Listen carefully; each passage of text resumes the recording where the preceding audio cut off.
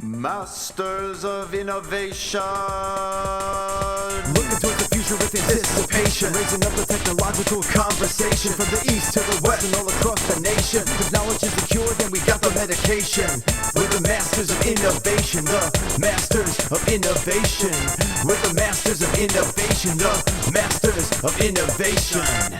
Welcome, everybody, to the Masters of Innovation. As always, here with the cutting-edge knowledge you need to break free of the box.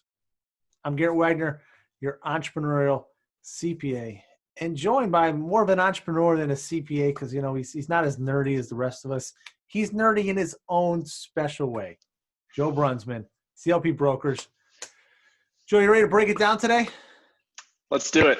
Let's hit up this knowledge. So, Joe, I thought today we could talk about point in topic, how firms can reopen smartly.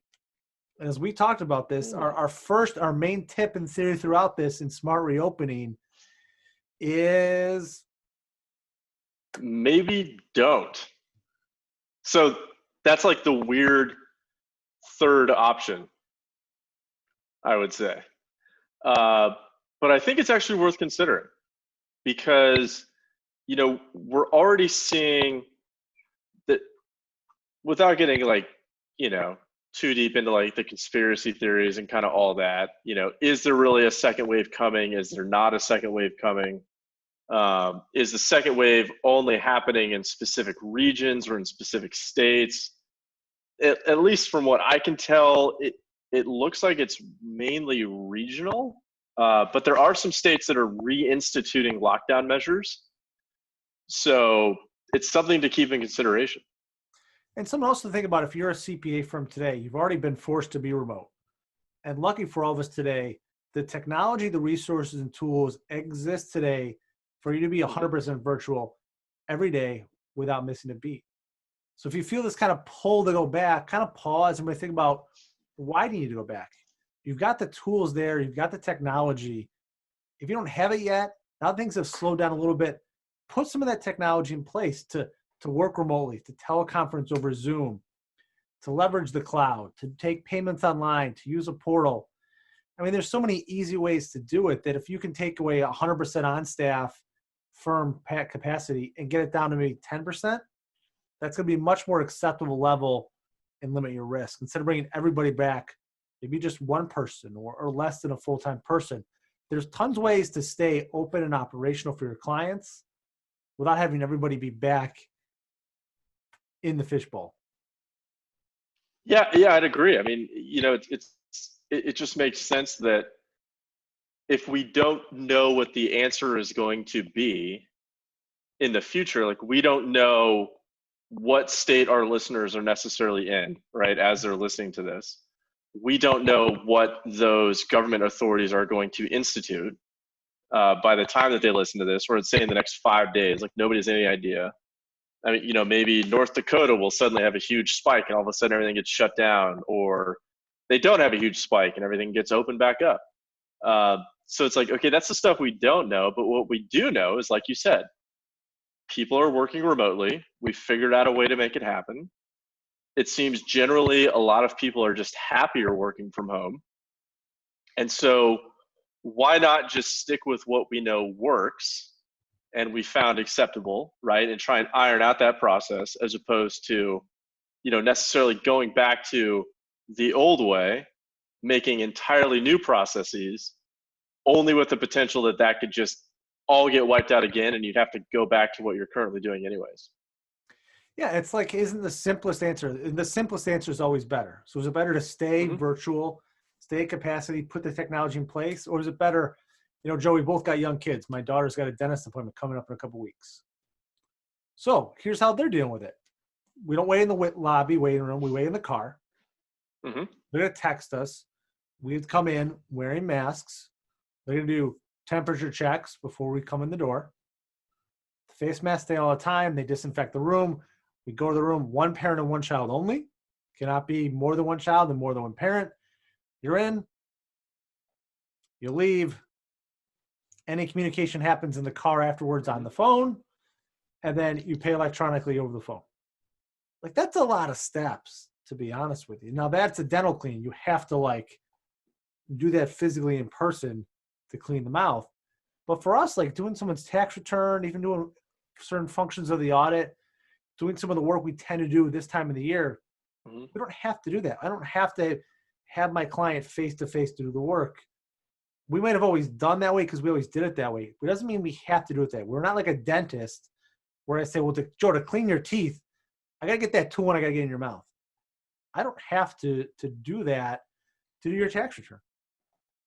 Exactly. So, I think it's, I have a buddy that I got my master's in cyber with. He's a partner at a large law firm. But, he's a younger partner. So I'd say he's early 40s.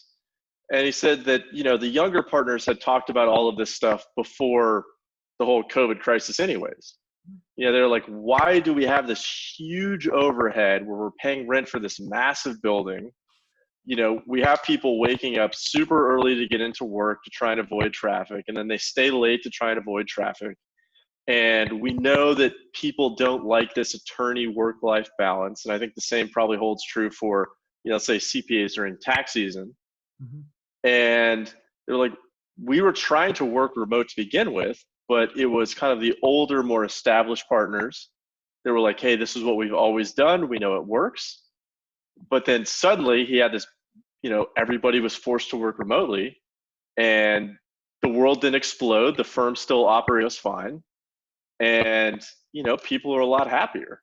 So, I would say that we can't discount the fact that humans are humans. So eventually we're going to need to have that face-to-face communication.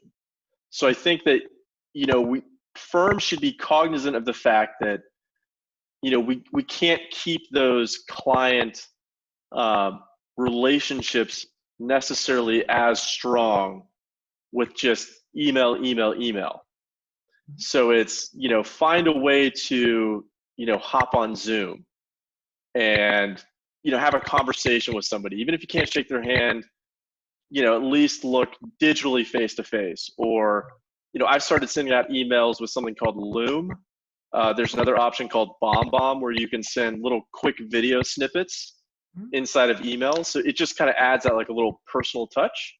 So you're right. I think firms would probably do better now in the majority of cases by just looking at their internal processes that they have in place, right? Refining that cybersecurity posture with all this remote work.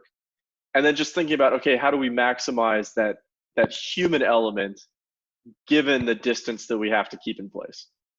Because ultimately, and your CPA firm, no matter what your role is and how big it is, your CPA firm does not want to be on the local or national news as a COVID hotspot that, one person had it and then 10 people had it and then 20 clients had it and all these things. Like, that's not the kind of publicity you want for your firm. So as we said, the smart reopening plan is to not reopen at all. If you have to do limited staff there, leverage technology and stay remote as long as you can. I think you'll be better for it in the long run. So Joe, any final thoughts before we continue our remote lives? Oh yeah, I would just say that, firms also have to consider that there's probably going to be a lot of people that don't want to come back to an actual office space.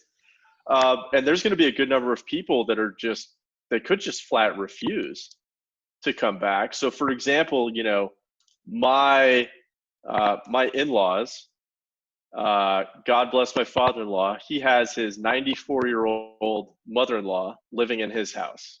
Mm-hmm. And so for him, even if, say, the statistical threat of death due to COVID-19 is actually probably quite small for him, if he then transfers that on to his mother-in-law, who's 94 and has a pacemaker and heart problems anyways, that could be a literal death sentence. So, trying to push everyone back into the office really could just be not only, and I hate to say this, but, a liability nightmare, but it could also just be wholly impractical and a giant pain to try and make that happen. So just stick with what you got. If it works, if it ain't broke, don't fix it. And if it is broke right now, because you're not comfortable working from home. Fix it. Get comfortable with it. You're going to be happier in the long run. So as always, thank you everybody for tuning in. We hope you take the smart path to reopen and just stay at home. Live it up in that home office life. Now, don't forget, click to subscribe. Stay up to date on this show and all the other knowledge we have coming your way. And as always, we challenge you today to take action to change this crazy world and invest in yourself.